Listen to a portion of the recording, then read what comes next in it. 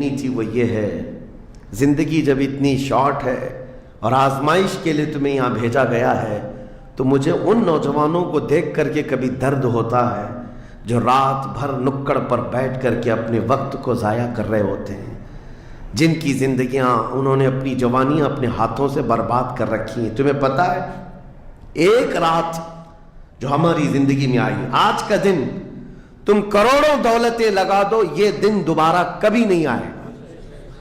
تمہاری زندگی میں کیا قیامت تک واپس نہیں آنا ہے اس دن کو۔ دنیا چل پڑی ہے، پیچھے کی طرف کبھی نہیں آئے گی۔ اللہ کا قانون ہے، یہ جو وقت گزر رہا ہے ہمارا دوبارہ ہماری زندگی میں کبھی نہیں آنا ہے۔ لیکن کتنے مزے سے، کتنے ٹھاٹ باٹ سے نوجوان، ہاتھ میں کچھ نہیں، آس پاس کچھ نہیں، عمل بھی کچھ نہیں، ایسے بے فکرے ہو کر کے زندگی گزارتے ہیں۔ تو سوچنا پڑتا ہے جس امت کو پوری دنیا آگ میں جھلسا چکی ہو، پوری دنیا اس امت کو اپنے نشانے پر رکھی ہو، اس امت کا غیور نوجوان رات بھر گیم کھیلتے ہوئے گزارتا ہے، اسے کسی چیز کا احساس نہیں۔ مجھے بتاؤ کیا ہماری کیفیتیں ایسی نہیں ہو گئی ہیں جیسے برائلر چکن ہوتے ہیں، فارم مرغیاں ہوتی ہیں، ان مرغیوں میں سے قصاب کسی کو بھی پکڑتا ہے کاٹتا ہے، دوسری مرغیاں تو چرنے میں مصروف رہتی ہیں، کوئی آواز نہیں ان کی۔ ایک مرغی کٹی، دوسری مرغی کٹی، وہ کٹتی چلی جاتی ہیں، باقی مرغیوں کو کسی چیز کا احساس نہیں۔ کیا یہ زندگی گزارنے کے ایسے طریقے نہیں ہو گئے آج؟ ہمیں روز اٹھنے کے بعد ایک نیوز پہنچائی جاتی ہے کہ تمہیں کاٹا گیا، تمہیں مارا گیا۔ نہ جانے ہم کتنی مسجدوں کے مینار گرتے ہوئے دیکھ رہے ہیں، کتنے اولیاء کاملین کے مزارات کو جلا کر خاک کرتے ہوئے دکھائے جا رہے ہیں۔ اور ہمارے امت کے ساتھ یہ نہیں، بانی اسلام کی عزت کے ساتھ مذاق، یہ روزانہ نہیں چل رہا ہے۔ یہ تمام حالات کے بعد اب مجھے فکر اس بات کی ہوتی ہے، میاں جب ہمارے گھر میں جنازہ رکھا ہوتا ہے تو ہم کھانا تک نہیں بناتے چولہے پر، گھر کے اندر، اور جب امت پر ایسے حالات گزر رہے ہوں تو کیا اس نوجوان کو یہ زیب دیتا ہے کہ وہ عیاشی میں رات گزارے؟ کیا اسے یہ زیب دیتا ہے کہ وہ نکڑ پر بیٹھ کر پوری رات کو تباہی کے اڈے پر گزارے؟ تمہارے ہاتھ میں تاش کے پتے، تمہارے ہاتھ میں شراب کی بوتلیں کیسے آ گئیں؟ یہ امت وہ ہے، تمہیں میں بتاؤں، جنگ تبوک ایک جنگ ایسی ہے حضور پاک صلی اللہ تعالیٰ علیہ وسلم کی زندگی پاک میں 900 کلومیٹر کا فاصلہ ہے مدینہ طیبہ سے۔ ہوا یہ تھا کہ ایک صحابی رسول حضور صلی اللہ تعالیٰ علیہ وسلم کے قاصد بن کر جا رہے تھے، اور بیچ راستے میں ایک عیسائی بادشاہ کے گنڈوں نے اس صحابی رسول کو گرفتار کیا اور ان کو ٹکڑے ٹکڑے کر قتل کر دیا۔ موب لنچنگ اس زمانے میں بھی ہو رہی ہوتی۔ یہ خبر جیسے ہی مدینہ طیبہ پہنچی، وہ لوگ ایسے نہیں تھے کہ انا للہ پڑھ کر خاموش ہو جاتے ہیں۔ صحابہ کرام کا جم غفیر مدینے میں جمع ہوا، عرض کیا یا رسول اللہ صلی اللہ علیہ وسلم آپ کا حکم کیا ہے؟ نبی کریم صلی اللہ تعالیٰ علیہ وسلم نے صحابہ کرام کو بھیجا، اس میں سپہ سالار کی تعداد کئی صحابہ کی تھی، اور جب یہ لشکر جرار مدینہ طیبہ سے نکلا 900 کلومیٹر دور چل کر کے گئے، اور وہاں جا کر کے جن لوگوں نے حضور کے ایک غلام پر ہاتھ اٹھایا تھا ان کے بخیے کھڑا کر دیے، اور ان کو الٹ پلٹ کر کے آئے اور لوگوں کو یہ میسج دیا تھا کبھی حضور کے غلاموں کی طرف چھیڑخانی نہ کرنا ورنہ پورا مدینہ باہر آ جائے گا۔ یہ یونٹی، یہ اتحاد، ان کے اندر یہ احساس میرے آقا صلی اللہ تعالیٰ علیہ وسلم نے پیدا کر رکھا تھا کہ کل مؤمن جسد واحد۔ حضور صلی اللہ تعالیٰ علیہ وسلم نے فرمایا کہ پورا جتنے مومن ہیں وہ سب ایک جسم کی طرح ہیں، ایک جسم کی طرح ہے۔ اذا اشتکى عضو تداعى له سائر الجسد بالسحر والحمى، جیسے ایک پارٹ کو اگر درد ہوتا ہے تو پورے جسم میں بخار آتا ہے۔ مومنوں کی کیفیت یہ ہونی چاہیے، لیکن احساس دھیرے دھیرے ختم ہوتا چلا گیا۔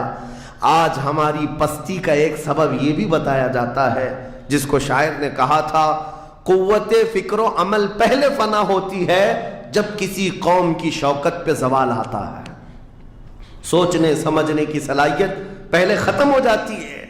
آدمی سوچتا نہیں، سمجھتا نہیں، بس اپنے وقت کو ضائع کر رہا ہے، برباد کر رہا ہے، بیٹھا ہوا ہے، گپیں لگا رہا ہے۔ میں آپ کو بتاؤں، ہماری عمروں کا احتساب ہونا چاہیے۔ ہماری زندگی کو گن کر کے دیکھیں، کتنے سال کے ہیں ہم؟ 25 سال، 30 سال، 35 سال، 40 سال، اور اس کے بعد گنو ہم سے کیا ہو سکا ہے اس دنیا میں۔ ہم اس دنیا میں کیا کر چکے اب تک؟ ہم سے کچھ نہیں ہوا۔ اگر تاریخ میں آپ کو بتاؤں میرے عزیزو، آپ کو پتہ ہے اس ہندوستان کی سرزمین پر سب سے پہلے لشکر اسلام کی سپہ سالاری کرتے ہوئے آنے والا ایک نوجوان محمد بن قاسم 10,000 کا لشکر لے کر عرب سے آیا تھا اور پرچم اسلام لہرایا تھا۔ تاریخ میں آج بھی رقم ہے۔ اپنے پنڈتوں نے بھی اس تاریخ کو لکھا ہے، ہاں پنڈتوں نے بھی لکھا ہے۔ اور یہ محمد بن قاسم 10,000 کی سپہ سالاری کے ساتھ ہندوستان میں آ کر اسلام پھیلایا۔ عمر کیا تھی؟ صرف 19 سال کی عمر تھی۔ 19 سال کی عمر میں یہ عظیم کارنامہ انجام دینے والا، انہوں نے اپنی عمر کا صحیح استعمال کیا، اپنی ایج کو برباد نہیں کیا، ضائع نہیں کیا۔ طارق بن زیاد، جس کا یورپ بھی قائل ہے، جبل الطارق آج بھی ایک مقام ہے یورپ میں جس کو جبرالٹر کہا جاتا ہے، یہ حضرت طارق بن زیاد کے نام سے ہے۔ یہ پہلا سپہ سالار ہے جس نے پوری دنیا کے سامنے وہ عزم پیش کیا تھا۔ یورپ کی سرزمین پر جب کشتیاں لے کر پہنچے تھے یہ مومنین کی تعداد، وہ طارق بن زیاد ہی ہے جس نے پوری کشتیوں کو آگ لگا دیا تھا۔ کہا تھا کہ ہم پیچھے مڑ کر جانے والوں میں سے نہیں ہیں۔ جتنے ساتھ آئے تھے سمندر پار کر کے، کشتیوں کا سفر تھا، کشتیاں لکڑی کی بنی ہوئی، آگ لگا دیا اور کہا اب اس عزم کے ساتھ اترو، یا تو ہماری قبر بنے گی یا تو ہمارا جھنڈا لہرائے گا۔ میرے عزیزو، عمر 22 سال کی تھی طارق بن زیاد، اور ایک دو نہیں، میں تمہارے سامنے مثالیں رکھوں۔ ہندوستان کی سرزمین پر ایک ولی کامل کی آپ کو میں تاریخ اگر بتاؤں، جو سرکار سیدنا غریب نواز رضی اللہ تعالیٰ عنہ سے بھی 200 سال پہلے اس ہندوستان کی سرزمین پر تشریف لائے اور اسلام کی خاطر لڑتے لڑتے شہید بھی ہو گئے، اور جن کا لقب سلطان الاولیاء ہے، سیدنا سالار مسعود غازی رحمۃ اللہ علیہ، ان کے متعلق یہ فرمایا گیا وہ سلطان الاولیاء ہے، ہندوستان کے اولیاء اکرام کے بادشاہ کی حیثیت ہے۔ سرکار غریب نواز سے بھی پہلے آئے، لیکن ان کی عمر ان کی شہادت کے وقت 19 سال کی تھی۔ صرف 19 سال کی عمر میں وہ مقام عظیم پا لیا۔ ہماری تو زندگی کی عمریں پتہ نہیں کتنی چلی گئیں، اور ہم میں سے کوئی کارنامہ نہ ہو سکا، کارنامہ نہ صحیح زندگی گزارنے کا سلیقہ بھی نہیں آ سکا۔ کارنامے نہ ہوں تو الگ بات ہے، لیکن مسلمان تو بن جاتا کوئی۔ عزیزان گرامی وقار، میں آپ کو ایک بات بتا دوں، جو زندگی ملی ہے کچھ ایسا کر جاؤ کہ تمہاری تاریخ رقم ہو جائے، ورنہ قبرستان جا کر کے دیکھنا، وہاں تو لکھے ہوئے کتبے بھی مٹ گئے، قبروں میں کون سویا ہے ان کو بھی لوگ فراموش کر چکے، بھول گئے، سب بھول گئے۔ لیکن کچھ ہستیاں ہیں جو ہمیشہ آباد رہتی ہیں، یہ وہ لوگ ہیں جنہوں نے اس روئے زمین پر اپنی ذات کے لیے نہیں، اللہ کی رضا کے لیے جیا کرتے تھے، اللہ کی رضا کے لیے جیا کرتے۔ آج میں یہ بات کہنا چاہتا ہوں نوجوانوں سے، تمہیں پتہ ہے ممبئی کی سرزمین پر لاکھوں نوجوانوں کی تعداد ہے، میں جانتا ہوں، لیکن ان میں سے کوئی انقلابی نوجوان ہو، کوئی دین کی طرف بڑھنے والا، حساس دل رکھنے والا کیوں نہیں؟ خاص طور پر آپ کے ان علاقوں میں تو نشہ اتنا عام کر دیا گیا ہے، ہم دور دراز علاقوں سے سنتے ہیں کہ مسلمانوں کی میجورٹی والے علاقے، یہاں نشہ بکتا بھی ہے، کرتے بھی ہیں، رات بھر اسی میں پڑے رہتے ہیں۔ کس نے اس دنیا میں تمہیں ملوث کیا ہے؟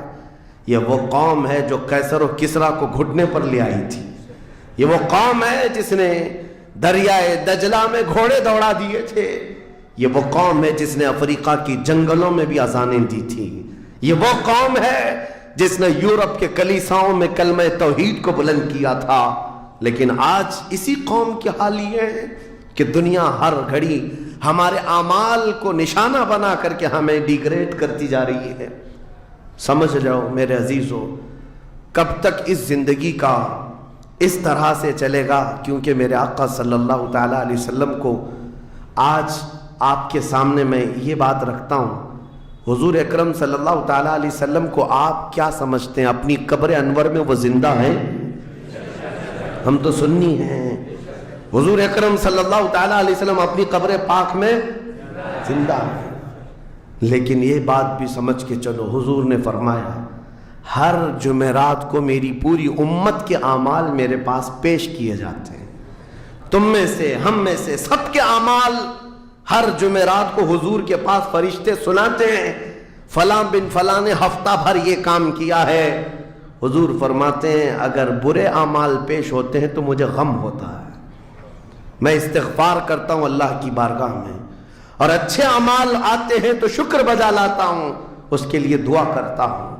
عزیزان گرامی وقار، کبھی پلٹ کر کے زندگی میں دیکھنا کتنے جمعرات ایسی چلی گئی ہوں گی جس میں ہمارے کون سے اعمال فرشتے لے جا کر کے سنا رہے ہوں گے۔ حضور اکرم صلی اللہ تعالیٰ علیہ وسلم کی بارگاہ میں جب ہمارے اعمال یہ کہہ کر سنائے جائیں، آقا آپ کا فلاں امتی بے خبر ہے، نہ نماز پڑھتا ہے، نہ ہی آپ پر درود پڑھتا ہے، نہ ہی وہ کبھی نیکیوں کی طرف آتا ہے، وہ تو گانوں کی دھن پر جی رہا ہے، صبح اٹھتا ہے، شام ہوتی ہے تو اس کو تو فلموں کے نغمے یاد ہیں، آپ کا کوئی قول یاد نہیں۔ بتاؤ میرے آقا صلی اللہ تعالیٰ علیہ وسلم کو فرشتے جب ہمارے متعلق یہ خبر دے رہے ہو، کیا حضور پاک صلی اللہ تعالیٰ علیہ وسلم کو اس بات کا قلق نہیں ہوتا؟ یہ وہ امت ہے جس کے لیے میں رات رات بھر کھڑے ہو کر دعا کرتا تھا، آج یہ ہم کو فراموش کی ہوئی ہے۔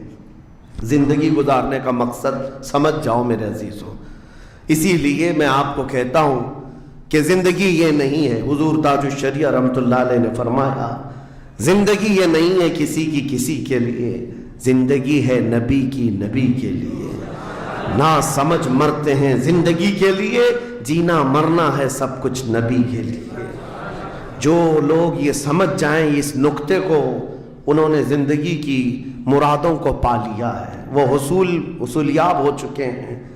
لیکن جو اب تک بھٹکے ہوئے ہیں ان کو میں دعوت فکر دوں گا، ایک بار سوچ لو، ایک بار سوچ لو، ویسے ہی دنیا ختم ہونے والی ہے اور تمہاری موت آنے والی ہے، ایک بار سوچ لو، ایک بار سوچ لو کہ ہمارے ساتھ آخرت میں ہونا کیا ہے، قبر میں ہمارے ساتھ بیٹھنے والا کون ہے، ہمارے ساتھ تنہائی کا نگہبان کون ہے، اور محشر کے اس بھرے میدان میں ہمارا ہاتھ پکڑنے والا کون ہے۔ جب بار بار یہ سوچو گے تو اس فکر کو پہنچو گے کہ وہ صرف اور صرف ایک ہی ذات ہے، کون دیتا ہے دینے کو منہ چاہیے، دینے والا ہے سچا۔ حضور پاک صلی اللہ تعالیٰ علیہ وسلم کی طرف لو لگا دو، اس کو جن لوگوں نے اپنی زندگی میں پہچان لیا وہ امام اہل سنت بن گئے، مجدد وقت بن گئے۔ اعلیٰ حضرت امام اہل سنت فاضل بریلوی رحمۃ اللہ تعالیٰ علیہ کے متعلق ایک بات میں آپ سے کہوں، وہ بڑے عالم تھے، بڑے فقیہ تھے، بڑے محدث تھے، اور بہت سارے علوم پر انہیں مہارت تامہ حاصل تھی، سب اپنی جگہ پر، لیکن یہ سارے علوم نے مل کر اعلیٰ حضرت کو اعلیٰ حضرت نہیں بنایا۔ ان کو اعلیٰ حضرت بنانے والی چیز حقیقت میں عشق رسول ہے۔ حضور پاک صلی اللہ تعالیٰ علیہ وسلم سے بے انتہا لگاؤ، یہ مقام پیدا کر دیتا ہے، یہ مقام۔ ورنہ عالم تو بہت سارے، کتابیں لکھنے والے بھی بہت سارے، لیکن جس نے عشق کی بولی بولی دنیا اس کو پہچاننے لگ جاتی ہے، دنیا اسے پہچاننے لگ جاتی ہے۔ زندگی کا مقصد وہ سمجھ گئے کہ ان کی غلامی کرنے میں ہی یہاں پر عروج و ترقی ہے۔ اسی کو خانوادہ اعلیٰ حضرت سے ان کے پوتوں تک بھی یہ فکر پہنچی۔ تاج الشریعہ نے فرمایا بلہوسن سیم و زر کی بندگی اچھی نہیں، ان کے در کی بھیک اچھی، سروری اچھی نہیں۔ تم جو سوچ رہے ہو زندگی کے طور طریقے ایسے ہونے چاہیے، ویسے ہونے چاہیے، گزار لو جتنے دن چاہے، بڑے بڑے بنگلوں میں، بڑی بڑی گاڑیوں میں، بڑی جائیدادوں میں، لیکن زندگی میں وہ عزت نہ پاؤ گے جو میرے مصطفیٰ کے قدموں میں ملے گی، جو حضور کی غلامی میں ملے گی وہ عزت نہیں پا سکتے۔ عزیزان گرام وقار، نبی کریم صلی اللہ تعالیٰ علیہ وسلم کے ان صحابہ کو دیکھتے ہیں جنہوں نے زندگی کو ضائع نہیں کیا، ایک پل بھی ضائع نہیں کیا۔ آج میں آپ کو اسی لیے کہہ رہا ہوں، موت آنے والی ہے، اس سے پہلے ایک وقت بھی، ایک لمحہ بھی ضائع ہونے مت دینا، برباد ہونے مت دینا۔ جو وقت ہے، میں مصر میں دیکھتا تھا بسوں میں بھی، اور کبھی کبھار ٹکٹ کاؤنٹر پہ جو لائن لگی رہتی تھی، ایک اسٹیکر لگایا گیا تھا، اکثر جگہوں پر یہ اسٹیکر پڑھنے کو ملتا تھا، اجعلوا الانتظار فی الاستغفار، یہ جو ویٹنگ ٹائم ہے اس کو خالی کھڑے ہو کر کے مت گزارو، اتنی دیر استغفار کرو اور درود پاک تو پڑھو، وقت کو ضائع نہ کرو۔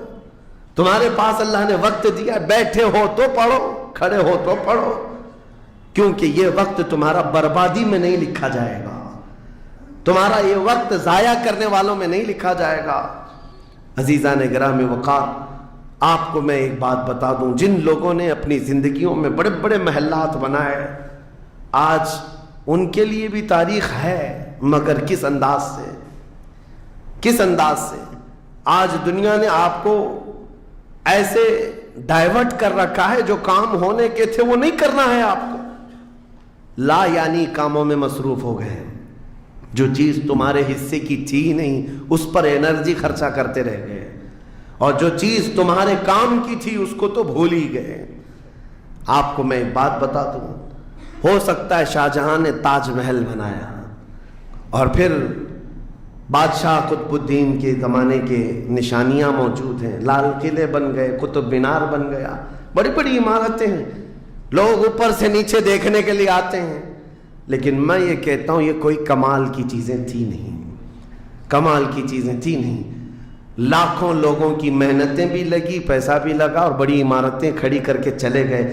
ہزاروں کی تعداد میں تاج محل میں لوگ جاتے ہوں گے، تاریخ تو لوگوں کو تھوڑی بہت تو پتہ ہوگی کہ اپنی بیگم کی محبت میں بنایا ہوا ایک محل ہے، اور بیگم کی قبر بھی وہاں ہے، لیکن جانے والے کبھی کسی کو سنا ہی نہیں کہ ایک فاتحہ بھی کوئی پڑھتا ہوا نظر آتا ہے۔ وہ تو پکنک پوائنٹ ہے، ٹورسٹ ایریا ہے، جائے دیکھے آئے۔ لیکن میرے عزیزو، یہ بڑے بڑے محلات اپنی ناموری کے لیے بنا کر تو چلے گئے، لیکن آؤ بریلی شریف کی سرزمین پر ایک مدرسہ جو اعلیٰ حضرت نے بنایا، مبارک پور کی سرزمین پر جامعہ اشرفیہ جو حضور حافظ ملت نے بنایا، یہ عمارتیں آج بھی دعوت دے رہی ہیں، ایک دو نہیں، ہر سال ہزاروں کی تعداد میں عالم اور مفتی وہاں سے نکلا کرتے ہیں۔ یہ کام کی چیزیں تھی جو بزرگوں نے کر دیا کہ امت کو ایسا کچھ دے جاؤ کہ وہاں سے آنے والا کچھ فیض اٹھا کر کے جائے۔ تاج محل لے کر کے کیا کرنا ہے؟ پیسے کمانا ہے یا ٹورسٹ ایریا بنانا ہے؟ لیکن ایک ایسا ادارہ جس میں پڑھ کر کے دنیا روشن ہوتی اور آخرت بھی روشن ہوتی۔ ہم سنیوں کہ ہاں یہ چیزوں کی ضرورت تھی، ہمیں لا یعنی چیزوں میں مصروف کر دیا گیا ہے۔ میں اب تو آپ کو پتہ ہی ہوگا، مجھے تو جلسوں والا آدمی بنا دیا گیا، جہاں دیکھو پروگرام جلسے۔ میں اصل میں جلسوں والا آدمی تھا ہی نہیں، میں فیلڈ ورک کرنا پسند کرتا ہوں، کسی علاقے میں رہ کر کے قرآن کی تفسیر کرنا اور لوگوں کے درمیان رہنا۔ لیکن مسلسل سفر کا ایک تجربہ میں آپ کو بتا رہا ہوں، ہوں گے یہاں پر بھی بہار بنگال والے، سب ہوں گے، بہار والے، بنگال والے، جھارکھنڈ والے اتنے جلسے کرتے ہیں، 365 دن بھی اگر ان کو تاریخ دی جائے تو بھی کم ہے۔ ایک اینالائز کرنے والے بہار کے رپورٹر ہیں، انہوں نے رپورٹ لا کر کے ہمارے سامنے بتائی کہ حضرت 2022 میں اسٹیٹ آف بہار میں 4000 جلسے ہوئے، 4000 جلسے۔ میں ان کا مخالف نہیں ہوں، لیکن ایک فکر آپ کو بتا رہا ہوں، 4000 جلسے، جن میں سے ہر جلسے کا کم سے کم خرچہ 5 لاکھ روپے، اس سے کم خرچہ کرتے نہیں، 6 مہینے چندہ کرتے ہیں، اس کے بعد بڑا جلسہ کرتے ہیں۔ کیلکولیشن کر کے دیکھا گیا تو سال میں 2000 کروڑ روپے خرچے ہوئے، 2000 کروڑ روپے۔ میرے عزیزو، ٹھیک ہے یہ سب اپنی جگہ پر، لیکن پورے اسٹیٹ پر گھوم کر کے دیکھیں تو مسلمانوں کے نام کی ایک یونیورسٹی بھی نہیں ہے، کوئی ایک بڑا ادارہ نہیں قائم کر سکے۔ 2000 کروڑ کی بھاری رقم سال بھر خرچ کرنے والا غریب اسٹیٹ جس کو لوگ سمجھتے ہیں۔ میرے عزیزو، میں یہ بات اس لیے عرض کر رہا ہوں، جن چیزوں میں تمہارا ذہن الجھ گیا یہ وہ تمہارے کام کی نہیں تھی۔ اعلیٰ حضرت نے بہت پہلے فرمایا تھا، یہ دنیا کا حال یہ ہے، شہد دکھائے زہر پلائے۔ یہاں پر چکا چوند دکھنے والی چیزیں وہ تمہارے حق کی نہیں ہے۔ اور ممبئی والے کیا کرتے ہیں؟ وہ تو بہار والے جلسوں میں ہیں، ممبئی والے کھچڑا کمپٹیشن کرتے ہیں۔ ہاں، اس محلے میں 51 دیگ بنی ہے تو ہمارے ہاں 60 دیگ بنے گی، 70 دیگ بنے گی۔ اور کھاتا کون ہے؟ جو پہلے سے کھائے ہوئے لوگ ہیں، دن بھر 5 ٹائم کھانے والے لوگ ہی کھچڑا کھا رہے ہیں۔ ثواب تو ان کے لیے تھا اس غریب کو کھلانے پر جس کے گھر میں ایک روٹی ہے تو دوسری روٹی نہیں ہے۔ کھلانا بالکل ثواب ہے، حدیثوں میں ملتا ہے، کھلانے سے بڑھ کر کے ثواب نہیں ہے، پہنانے سے بڑھ کر۔ سرکار غوث پاک کا یہ فرمان بھی ہے، میں نے ساری نیکیوں کو الٹ پلٹ کر کے دیکھ لیا، رحمان کو 2 نیکیاں سب سے زیادہ پسند ہیں، ایک بھوکوں کو کھلانا، ننگوں کو پہنانا، یہ 2 چیزیں۔ لیکن یہاں پر کن لوگوں کو کھلایا جا رہا ہے؟ ہم ہی لوگ تو کھاتے ہیں۔ ہمارے گھر میں بھی کھانا بن رہا تھا، ایک دن سڑک پہ بنا لیا، انٹرٹینمنٹ کر رہے ہیں۔ اور اس پر آپ یہ نہ سمجھیں کہ میں ان تمام چیزوں کا مخالف ہوں، کرو جتنی حیثیت ہے اتنی کرو، لیکن یہ نہیں ہے کہ ہمارا سارا کا سارا دار و مدار اسی پر ہے۔ سنیت اسی کا نام نہیں ہونا، تو یہ چاہیے تھا کہ ہمارے پاس ایسا مضبوط قلعہ ہوتا جو ہر زمانے میں میرے مصطفیٰ کی عزت پر پہرا دینے والے سپاہی وہاں پر تیار ہو رہے ہوتے۔ ہمارے پاس نہیں ہے ان تمام چیزوں کی، اس لیے مجھے درد ہوتا ہے اس بات کا کہ ہم نے جن چیزوں کے لیے اللہ تعالیٰ سے امانت لی تھی، ہمیں اللہ تعالیٰ نے نوازا تھا، وہ ہماری رقم بھی غلط جگہ جاتی، ہماری زندگی کا وقت بھی غلط جگہ جا رہا ہے۔ عزیزان گرامی وقار، ان سب چیزوں کا سوال ہوگا قیامت کے دن ہم سے، ہر چیز کا سوال ہوگا۔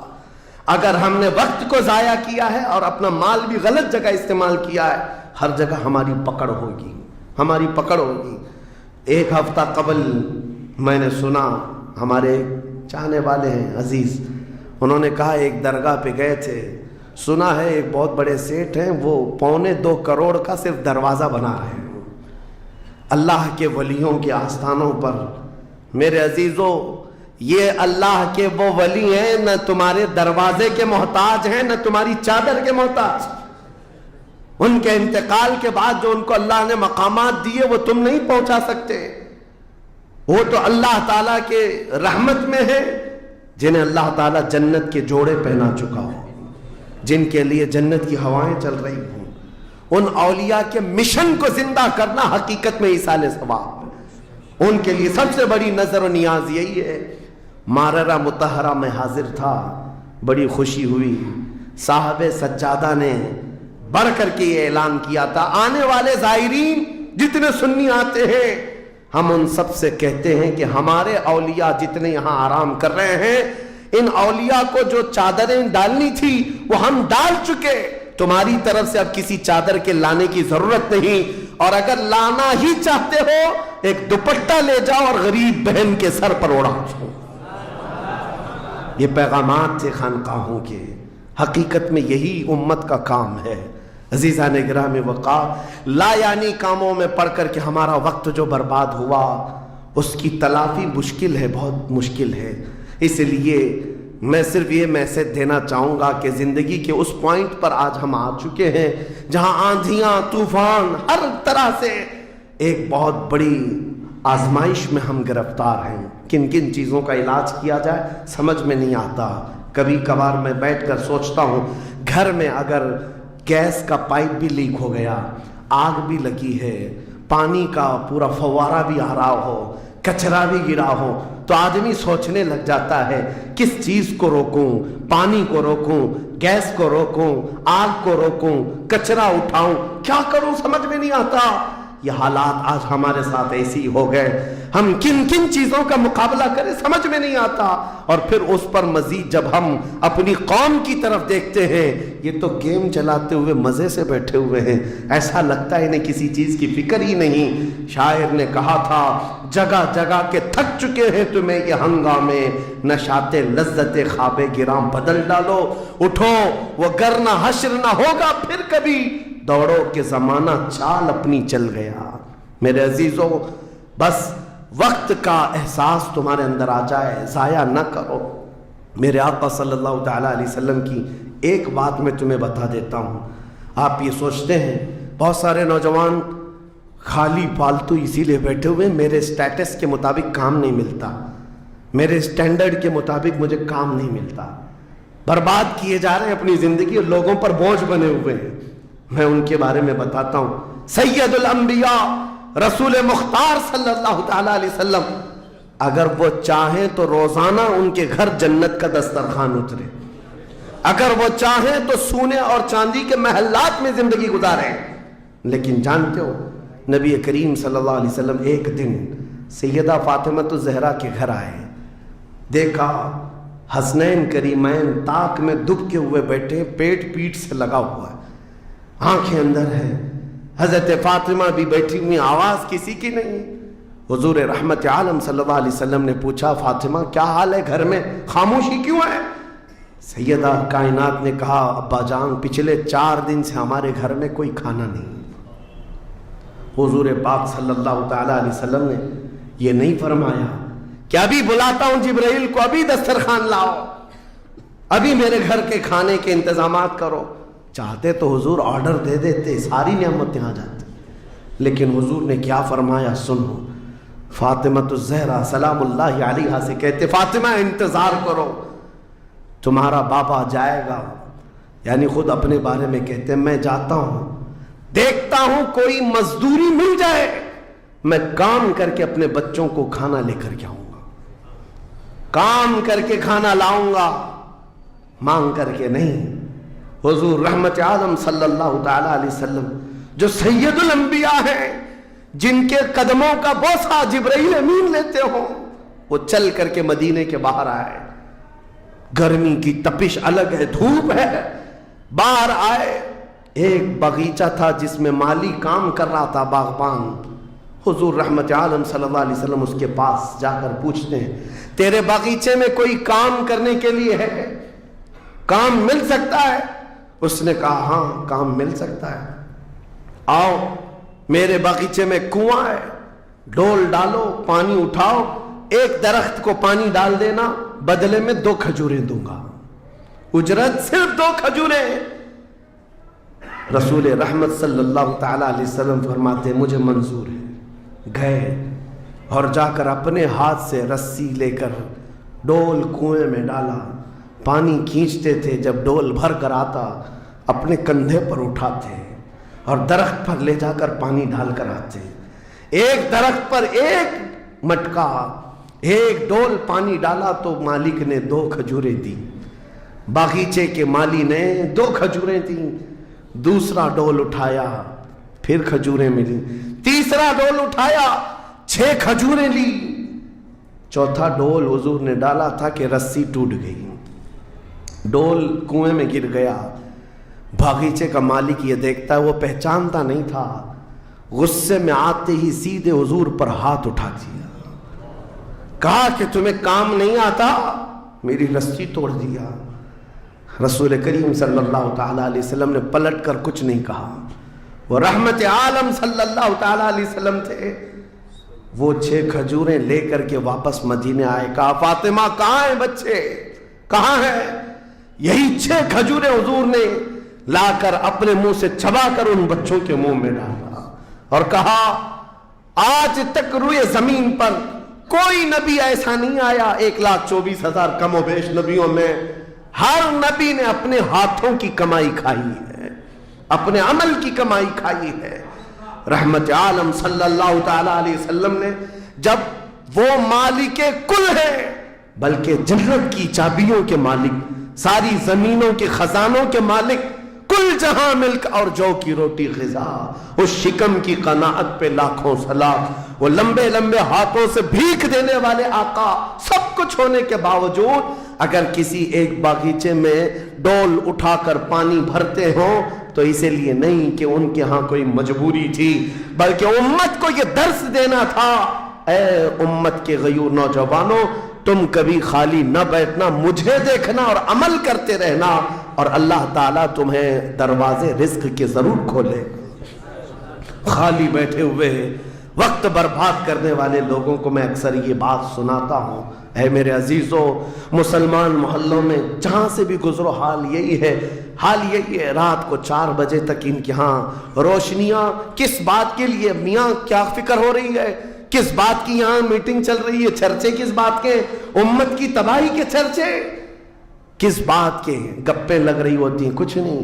ان دوسری قوموں کو دیکھو جو فجر سے پہلے اٹھ کر کاموں پر بھاگ جاتی ہیں، سورج ڈوبنے سے پہلے وہ گھروں پر آ جاتے ہیں۔ آج تمہارے اخلاق و کردار کسی اور نے لے لی، اڈاپٹ کر لیے، اور تم کو لوگوں کو ایسا چھوڑ دیا گیا بے قائد کے، بے قیادت کے۔ بہرحال میرے عزیزوں، بدلنا چاہیں تو آج بھی ہم بدل سکتے ہیں، صرف ایک نکتہ ہے بدلنے کے لیے، ایک نکتہ ہے۔ میری باتیں چھوڑ دو، مقررین کو سنتے ہو سکتا ہے لوگ یہ کہتے ہیں مولانا لوگ ایسا بولتے ہیں ویسا بولتے ہیں، تمہاری فکریں سب اپنی جگہ پر۔ میرے عزیزوں، میں تو بہت نکما آدمی ہوں، میں تو ایک چھوٹا طالب علم بھی نہیں ہوں، جہالت میرے اندر بھی ہے، لیکن میں آپ کو یہ کہنا چاہتا ہوں، اگر دل کے اندر ہلچل مچ سکتی ہے، انقلاب لانے کی فکر آ سکتی ہے، تو ادھر ادھر کی باتیں چھوڑو، آمنہ کے لال کی طرف دیکھو۔